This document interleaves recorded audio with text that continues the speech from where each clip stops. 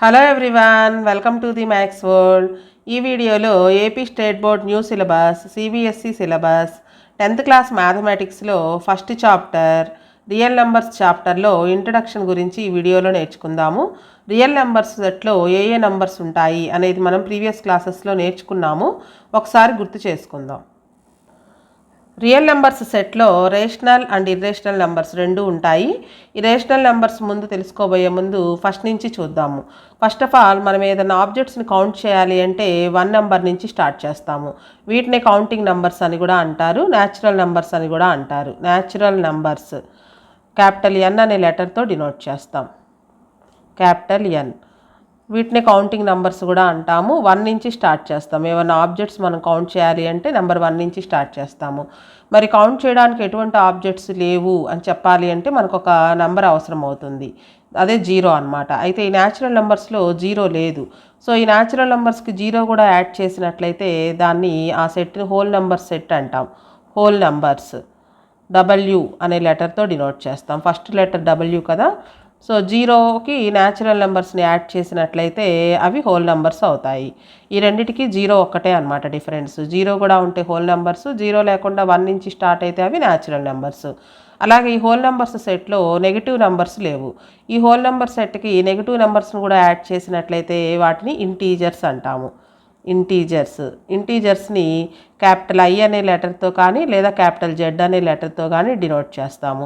ఇందులో మనకి negative numbers ఉంటాయి, 0 ఉంటుంది, అలాగే పాజిటివ్ నెంబర్స్ కూడా ఉంటాయి. ఇవన్నిటిని ఈ 3 నెంబర్ సెట్ని కలిపి ఇంటీజర్స్ అంటాము. ఇంటీజర్స్ని ఐ ఆర్ జెడ్ లెటర్తో డినోట్ చేస్తాము. అయితే ఇందులో మనకి ఫ్రాక్షన్స్ లేవు. అంటే ఏదన్నా ఒక వస్తువుని పార్ట్గా డివైడ్ చేసినప్పుడు, సపోజ్ ఒక వాటర్ మిలాన్ని 10 పార్ట్స్గా డివైడ్ చేసాము, అందులో 6 పీసెస్ తిన్నాము. అయితే వాటర్ మిలాన్ ఎంత తిన్నాము అని చెప్పాలి అంటే మనం 6/10 అని చెప్తాము.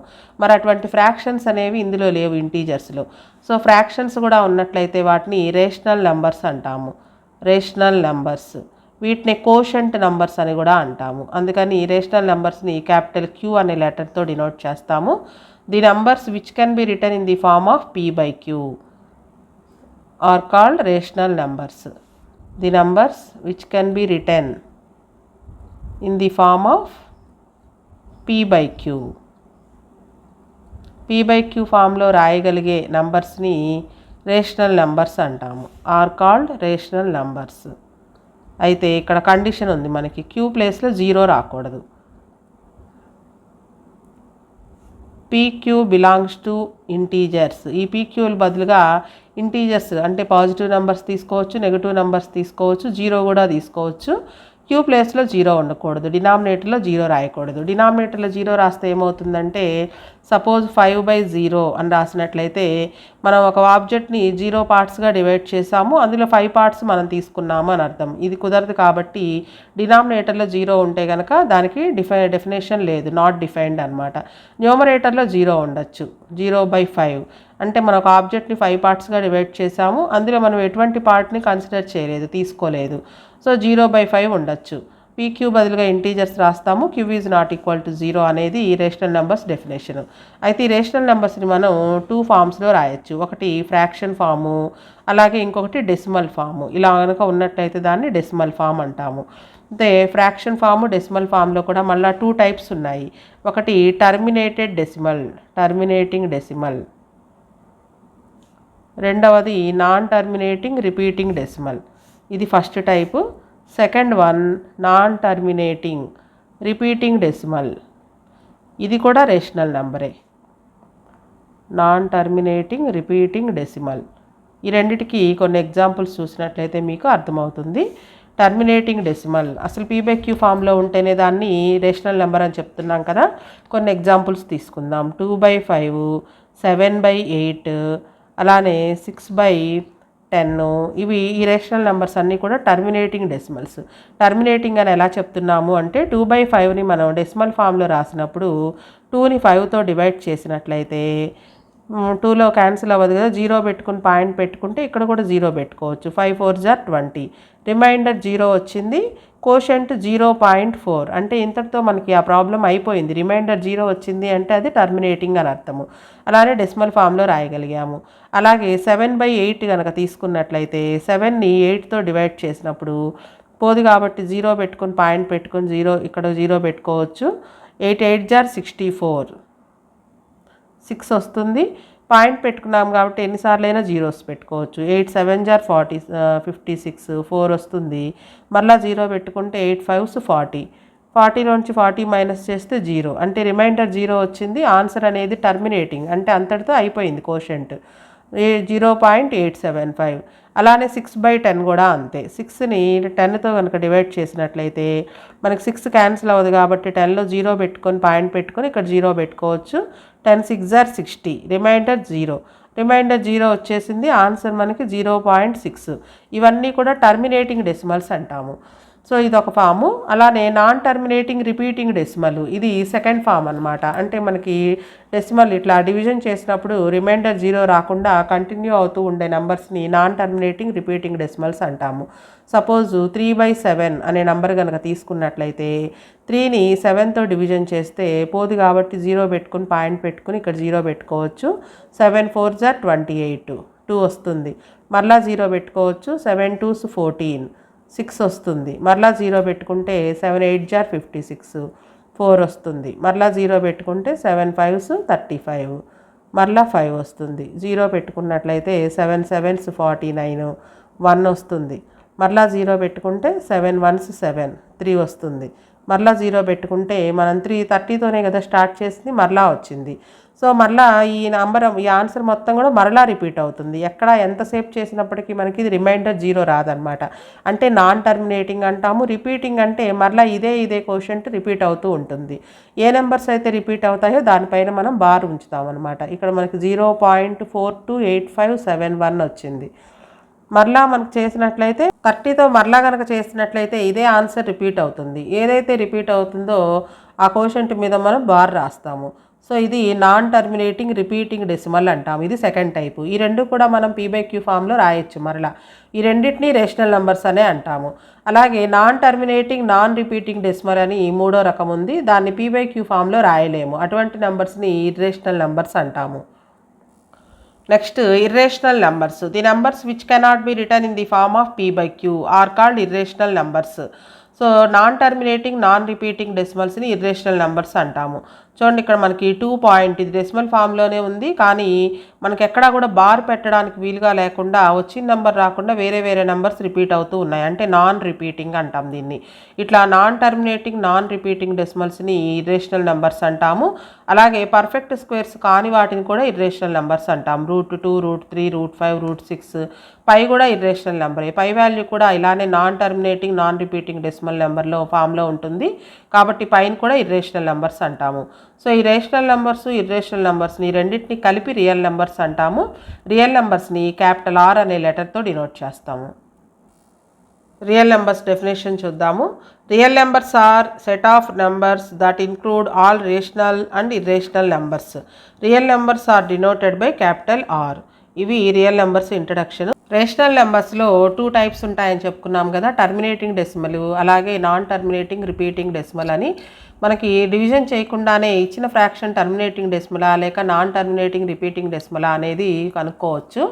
P/Q ఒక నెంబర్ని తీసుకుందాం ఫ్రాక్షన్, అది P/Q ఫామ్లో ఉంటుంది. Is a rational number such that ఈ డినామినేటర్ని కనుక prime factorization of Q is of the form 2n × 5m. డినామినేటర్ని 2n × 5m ఫామ్లో రాయగలిగినట్లయితే n and m are non negative integers. అంటే ఈ mnలు బదులుగా మనకు 0 కానీ పాజిటివ్ నెంబర్స్ కానీ ఉండాలి, నెగిటివ్ నెంబర్స్ ఉండకూడదు అనమాట. నాన్ నెగిటివ్ అంటే అది పాజిటివ్ నెంబర్స్ ఉండొచ్చు, 0 ఉండొచ్చు, n m బదులుగా.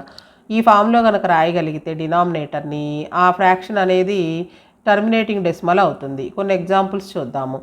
సపోజు 16/125 అని ఉంది. 16/125 అనేది డివిజన్ చేయకుండానే మనకి టర్మినేటింగ్ డెసిమలా లేకపోతే నాన్ టర్మినేటింగ్ రిపీటింగ్ డెసిమలా అనేది కనుక్కోవచ్చు. ఈ డినామినేటర్లో ఉన్న 125ని కనుక ఈ 2n×5m ఫామ్లో రాయగలిగినట్లయితే కనుక అది టర్మినేటింగ్ డెసిమల్ అవుతుంది. 125ని 5³ అని రాసుకోవచ్చు. అలానే ఇక్కడ 2 అనేది ఉండదు. ఈ 125 యొక్క ప్రైమ్ ఫ్యాక్టరైజేషన్లో 2 రాదు, అంటే 2 అని అర్థము. సో ఇది 2m×5n ఫామ్లో ఉంది కాబట్టి టర్మినేటింగ్ డెసిమల్ అవుతుంది. మరి 5³ రాసుకోవాలి అని మనకు ఎలా తెలుస్తుంది అంటే ప్రైమ్ నెంబర్స్ తోటి డివిజన్ చేసుకోవడమే 125ని. సో 125ని ప్రైమ్ నెంబర్స్ అంటే ఫస్ట్ ప్రైమ్ నెంబర్ 2, వన్స్ ప్లేస్లో 5 ఉంది కాబట్టి 2తో డివైడ్ అవ్వదు. సెకండ్ ప్రైమ్ నెంబర్ 3తో కూడా డివైడ్ అవ్వదు. నెక్స్ట్ ప్రైమ్ నెంబర్ 5తో కనుక డివైడ్ చేసినట్లయితే 5 25s 125, అలానే 5 5s 25, 5 1s 5, అంటే 5×5×5 5³ రాయొచ్చు. ఇక్కడ 2 లేదు, సో 2^0 అని రాసుకుంటాం. 2^0 అంటే దాని వాల్యూ 1, 1×5³ అంటే మళ్ళీ 125 వస్తుంది. డినామినేటర్ని 2m×5n ఫామ్లో రాయగలిగాం కాబట్టి ఇచ్చిన ఫ్రాక్షన్ అనేది టర్మినేటింగ్ డెసిమల్ అవుతుంది. అలాగే ఇంకొక ఎగ్జాంపుల్ చూద్దాం. 7/8. 7/8 అంటే 2³ అని రాసుకోవచ్చు. ఇక్కడ 5 లేదు, అంటే 5^0 అని అర్థము. ఇది కూడా 2m×5n ఫామ్లో రాయగలిగాం కాబట్టి ఇది కూడా టర్మినేటింగ్ డెసిమల్ అవుతుంది. మనకి ఇటువంటి ప్రాబ్లమ్స్ లేవు, కానీ ఎగ్జామ్లో ఇవి బిట్స్ రూపంలో అడగడానికి అవకాశం ఉందన్నమాట. అంటే డినామినేటర్ చూసి మనం ఇది టర్మినేటింగ్ డెసిమలా లేక నాన్ టర్మినేటింగ్ రిపీటింగ్ డెసిమలా అనేది కనుక్కోవచ్చు. అలాగే 7/20 అని ఉంది. 7/20 అంటే 4 5s అని రాసుకోవచ్చు. 4 5s 20, మరలా 4ని 2² అని రాసుకోవచ్చు. 2² × 5 అంటే 2m×5n ఫామ్లో ఉంది. అంటే ఇక్కడ ఎక్స్పోనెంట్లో 2కి 5కి ఎక్స్పోనెంట్లో పాజిటివ్ నెంబర్స్ రావచ్చు, 0 రావచ్చు, నెగిటివ్ నెంబర్స్ రాకూడదు అనమాట. ఇలా క్యూని ప్రైమ్ ఫ్యాక్టరైజేషన్ మెథడ్లో అంటే 2 5 ఫామ్లో కనుక రాయగలిగితే అవన్నీ కూడా టర్మినేటింగ్ డెసిమల్స్ అవుతాయి. టర్మినేటింగ్ డెసిమల్ ఒకవేళ 2m×5n ఫామ్లో రాయలేకపోయినట్లయితే అవి నాన్ టర్మినేటింగ్ రిపీటింగ్ డెసిమల్స్ అవుతాయి. సో డినామినేటర్ని కనుక 2n×5m ఫామ్లో రాయగలిగితే కనుక ఆ ఫ్రాక్షన్ని టర్మినేటింగ్ డెసిమల్ ఫామ్లో రాయొచ్చు అని చెప్పుకున్నాం కదా. అయితే ఎన్ని ప్లేసెస్ తర్వాత టర్మినేట్ అవుతుంది అనేది కూడా చూడొచ్చు. ఇది వెరీ వెరీ ఇంపార్టెంట్ బిట్. ఈ 2n×5nలో m కనుక పెద్దదైనట్లయితే m ప్లేసెస్ తర్వాత అది టర్మినేట్ అవుతుంది అనమాట. ఒకవేళ n కనుక పెద్దదైనట్లయితే n ప్లేసెస్ తర్వాత టర్మినేట్ అవుతుంది. ఇక్కడ ఉన్న ఎగ్జాంపుల్స్లో చూద్దాము. 16/125 దీని ఆన్సర్ అడగట్లేదు, డెసిమల్ ఎక్స్పాన్షన్ అడగకుండా టర్మినేటింగ్ డెసిమల్ అవుతుంది అని చెప్పుకున్నాం కదా. ఎన్ని ప్లేసెస్ తర్వాత టర్మినేట్ అవుతుంది అంటే డినామినేటర్ని 2m×5n ఫామ్లో రాసుకోవాలి ఫస్ట్. తర్వాత ఈ 2కి కానీ 5కి కానీ ఎక్స్పోనెంట్లో ఏది హైయెస్ట్ ఉందో అన్ని ప్లేసెస్ తర్వాత టర్మినేట్ అవుతుంది అనమాట. సో ఇక్కడ 2^0 5³ అని ఉంది. 5కి పవర్లో పెద్ద నెంబర్ ఉంది, 3 ఉంది, కాబట్టి ఈ ఫ్రాక్షన్ అనేది 3 ప్లేసెస్ తర్వాత టర్మినేట్ అవుతుంది. అంటే 3 డెసిమల్ ప్లేసెస్ ఉంటాయన్నమాట దీని డెసిమల్ ఎక్స్పాన్షన్లో. అలాగే 7/8లో 2³ × 5^0 అని రాసాము. ఈ రెండింటి ఎక్స్పోనెంట్స్లో 3 పెద్దది కాబట్టి ఈ ఫ్రాక్షన్ 3 ప్లేసెస్ తర్వాత టర్మినేట్ అవుతుంది అని అర్థం. అలాగే ఇక్కడ 2² × 5^1 అని రాసాము. అంటే 2 ప్లేసెస్ తర్వాత ఈ ఫ్రాక్షన్ అనేది టర్మినేట్ అవుతుంది అని అర్థము. ఇక్కడ మీకు ఎగ్జాంపుల్ చూపిస్తాను చూడండి. 7/20 అనేది 2 ప్లేసెస్ తర్వాత టర్మినేట్ అవుతుంది అని చెప్పుకున్నాము. సో 7ని 20తో కనుక డివిజన్ చేసినట్లయితే 0 పెట్టుకుని పాయింట్ పెట్టచ్చు, ఇక్కడ 0 పెట్టుకోవచ్చు. 23s 60, 10 వస్తుంది, మరలా 0 పెట్టుకున్నట్లయితే 25s 100. సో మనకి డెసిమల్ ఎక్స్పాన్షన్లో 2 ప్లేసెస్ వచ్చాయి. ఇక్కడ ఉన్న డినామినేటర్లో 2m×5nలో 2కి పవర్లో 2 ఉంది, అంటే ఈ రెండిట్లోనూ హైయెస్ట్ పవర్ ఇదనమాట. కాబట్టి 2 ప్లేసెస్ తర్వాత టర్మినేట్ అయింది. అలాగే 7/8లో కూడా 7ని 8తో డివిజన్ చేసినట్లయితే 0 పెట్టుకుని పాయింట్ పెట్టుకుని ఇక్కడ కూడా 0 పెట్టుకోవచ్చు. 8 8 64, 6 వస్తుంది, మరలా 0 పెట్టుకుంటే 8 7s 56, 4 వస్తుంది, మరలా 0 పెట్టుకోవచ్చు. 8 5s 40. సో 3 ప్లేసెస్ తర్వాత డెసిమల్ ఎక్స్పాన్షన్లో 3 ప్లేసెస్ వచ్చాయి ఈ డెసిమల్ పార్ట్లో. సో 3 ప్లేసెస్ తర్వాత ఇది టర్మినేట్ అయిందనమాట. అయితే ఈ డివిజన్ చేయకుండానే మనకి ఎన్ని ప్లేసెస్ తర్వాత ఇది టర్మినేట్ అవుతుంది అని అడుగుతారు. సో ఇక్కడ మనకి గుర్తుంచుకోవాల్సిన పాయింట్ ఏంటి అంటే సో ఫ్రాక్షన్లో P by Q will terminate అంటే ఈ ఫ్రాక్షన్ అనేది ఎన్ని ప్లేసెస్ తర్వాత టర్మినేట్ అవుతుంది అంటే after m decimal places if m greater than n. మనం రాసిన ఈ 2m ఇంటూ 5n ఫామ్లో గనక ఎం పెద్దదిగా ఉన్నట్లయితే కనుక ఎం ప్లేసెస్ తర్వాత అది టర్మినేట్ అవుతుంది. After n decimal places if n greater than m. So ఈ రెండిట్లో ఎన్ గనక పెద్దదైనట్లయితే ఎన్ డెసిమల్ ప్లేసెస్ తర్వాత అది టర్మినేట్ అవుతుంది. ఇక్కడ మనం చూసిన ఎగ్జాంపుల్స్లో 2m ఇంటూ 5nలో ఇక్కడ ఎం పెద్దదిగా ఉంది కాబట్టి 3 ప్లేసెస్ తర్వాత టర్మినేట్ అయింది ఈ డెసిమల్ ఎక్స్పాన్షన్. అలాగే ఇక్కడ 2m ఇంటూ 5nలో ఇక్కడ కూడా ఎం పెద్దదిగా ఉంది కాబట్టి 2 డెసిమల్ ప్లేసెస్ తర్వాత టర్మినేట్ అయింది. ఇక్కడ 5³ ఇంటూ 2 అంటే n పెద్దదిగా ఉంది కాబట్టి n ప్లేసెస్ తర్వాత టర్మినేట్ అయింది. అంటే 3 ప్లేసెస్ తర్వాత ఈ పీబైక్యూ ఫామ్ అనేది డెసిమల్ ఫామ్లో 3 డెసిమల్ ప్లేసెస్ వస్తాయన్నమాట. సో ఇది వెరీ వెరీ ఇంపార్టెంట్ బిట్. ఇంకో 2 ఎగ్జాంపుల్స్ చూద్దాం ఇది అర్థం కావడం కోసం. సో మనం ఒక ఎగ్జాంపుల్ చూద్దాము. 33/2² ఇంటూ 5 అని ఇచ్చారు.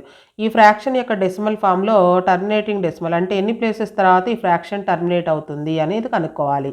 2m into 5n. So m పెద్దదిగా ఉంది అంటే 2 ప్లేసెస్ తర్వాత ఈ డెసిమల్ ప్లేస్ అనేది టర్మినేట్ అవుతుంది. Will terminate after 2 decimal places. After 2 decimal places. So ఇలా ఇది డైరెక్ట్ బిట్ అనమాట. ఇది ఆల్రెడీ 2m ఇంటూ 5n ఫామ్లో ఇచ్చారు. సో అలా కాకుండా ఇలా ఇచ్చి ఫ్రాక్షన్ అనేది ఎన్ని ప్లేసెస్ తర్వాత టర్మినేట్ అవుతుంది అంటే ఈ క్యూని మనం ఫస్ట్ ప్రైమ్ ఫ్యాక్టరైజేషన్ మెథడ్లో రాసుకోవాలి. ప్రైమ్ ఫ్యాక్టర్స్గా రాసుకోవాలన్నమాట. ఫస్ట్ 2తో డివైడ్ చేసుకోవాలి. ఫస్ట్ ప్రైమ్ నెంబర్ 2 కాబట్టి 2తో డివైడ్ చేయాలి. 2 6 are 12, 2 25s 50. నెక్స్ట్ 2తో డివైడ్ అవ్వదు, ఇది 5 ఉంది కాబట్టి 5తో చూసుకోవాలి. 5 1s 5, 1 మిగులుతుంది. 12 అంటే 5 2s, నెక్స్ట్ 5 5s, మళ్ళా 5 2s 5 5s, next 5 5s 25, 5 1s 5. So దీని ప్రైమ్ ఫ్యాక్టరైజేషన్లో 14,587/2 ఇంటూ 5 4 టైమ్స్ వచ్చింది అంటే 5 పవర్ 4 అనమాట. 2 పవర్ 1, 2m ఇంటూ 5n ఫామ్లో ఉంది ఇది. అయితే ఇక్కడ n పెద్దదిగా ఉంది కాబట్టి 4 డెసిమల్ ప్లేసెస్ తర్వాత ఇది టర్మినేట్ అవుతుందన్నమాట. Will terminate after 4 decimal places. ఇది very very important bit. After 4 decimal places. మన కొన్ని ఫ్రాక్షన్స్ ఇచ్చి ఎన్ని డెసిమల్ ప్లేసెస్ తర్వాత ఇది టర్మినేట్ అవుతుంది అని అడుగుతుంటారనమాట. ఇలా కనుక్కోవాలి. ఇచ్చిన డినామినేటర్ని ప్రైమ్ నెంబర్ యొక్క ప్రొడక్ట్గా రాసుకొని అందులో 2m ఇంటూ 5n ఫామ్లో కన్వర్ట్ చేసుకున్న తర్వాత ఏది పవర్ పెద్దదిగా ఉంటుందో అన్ని ప్లేసెస్ తర్వాత ఇది టర్మినేట్ అవుతుంది అని చెప్తాము. నెక్స్ట్ రేషనల్ నెంబర్స్లో second form. x is equal to p/q be a rational number such that the prime factorization of q is not of the form 2n into 5m. డినామినేటర్ని కనుక 2n into 5m ఫామ్లో రాయలేకపోయినట్లయితే where n and m are non negative integers, x has decimal expansion which is non terminating repeating. అంటే ఈ decimal expansion అనేది non terminating repeating అవుతుందన్నమాట. కొన్ని examples చూద్దాము. 11/12 అని ఉందనుకోండి. 11/12ని 4 into 3 అని రాస్తాము. అంటే ఇందులో 5 రాలేదు. 4ని మళ్ళీ 2² అని రాసుకోవచ్చు. 2² into 3. డినామినేటర్ని 2m into 5n ఫామ్లో రాయగలిగితేనే అది టర్మినేటింగ్ అవుతుంది. అలా రాయలేకపోతే కనుక అది నాన్ టర్మినేటింగ్ అవుతుంది. దీన్ని కనుక మనం డివిజన్ చేసినట్లయితే దీని డెసిమల్ ఎక్స్పాన్షను 0.916666 అనేది రిపీట్ అవుతూ ఉంటుంది. సో దీన్ని సింపుల్గా 0.916 బార్ అని రాస్తాం. ఏదైతే నెంబర్ రిపీట్ అవుతూ ఉంటుందో ఆ నెంబర్ పైన బార్ రాస్తామన్నమాట. సో మనం ఇది చూసి డినామినేటర్ చూసే ఇది టర్మినేటింగ్గా నాన్ టర్మినేటింగ్గా అనేది చెప్పచ్చు. డినామినేటర్ని ఈ 2n into 5m ఫామ్లో రాయలేకపోతే కనుక అది నాన్ టర్మినేటింగ్ అవుతుంది. ఇంకొక ఎగ్జాంపుల్ చూద్దాము. 5/14. 5/14ని 2 7s అని రాసుకోవచ్చు. సో ఇది 2 into 5 లేదు, ఇక్కడ వేరే నెంబర్ 7 వచ్చింది. ఓన్లీ 2 లేదా ఓన్లీ 5 లేదా కాంబినేషన్ ఆఫ్ 2 into 5 వచ్చినట్లయితే అది టర్మినేటింగ్ అవుతుంది. సో దీనికి కనుక మనం డివిజన్ చేసినట్లయితే 3 5 7 1 4 2 8 5 7 1 4 2 8 5 7 1 ఇలా వస్తూ ఉంటుంది. సో మనకి ఏదైతే ఇక్కడ మరలా రిపీట్ అవుతుందో అక్కడ మనం బార్ రాస్తాము. చూడండి ఇక్కడ 142857 142857 ఇది రిపీట్ అవుతూ ఉంది కాబట్టి 0.375 142857 మరలా రిపీట్ అయ్యే దానిపైన బార్ రాస్తామన్నమాట. ఇది non terminating repeating decimal. So మనం అసలు ఇట్లా డివిజన్ చేయకుండానే ఈ క్యూ అంటే డినామినేటర్లో ఉన్న నెంబర్ని చూసి ఇది రిపీటింగా లేకపోతే నాన్ టర్మినేటింగ్ రిపీటింగ్ డెసిమలా లేకపోతే టర్మినేటింగ్ డెసిమలా అనేది చెప్పచ్చు. సో ఇవి రియల్ నెంబర్స్ యొక్క ఇంట్రడక్షను. ఇప్పుడు నేను చెప్పిన ఎగ్జాంపుల్స్ అన్నీ కూడా బిట్స్లో ఇచ్చే అవకాశం ఉంది, లేదా 1 మార్క్ క్వశ్చన్లో ఇచ్చే ఛాన్స్ ఉందన్నమాట. నెక్స్ట్ వీడియోలో ఎక్సర్సైజ్ 1.1లో ఉండే ప్రాబ్లమ్స్ ఎలా చేయాలో నేర్చుకుందాం.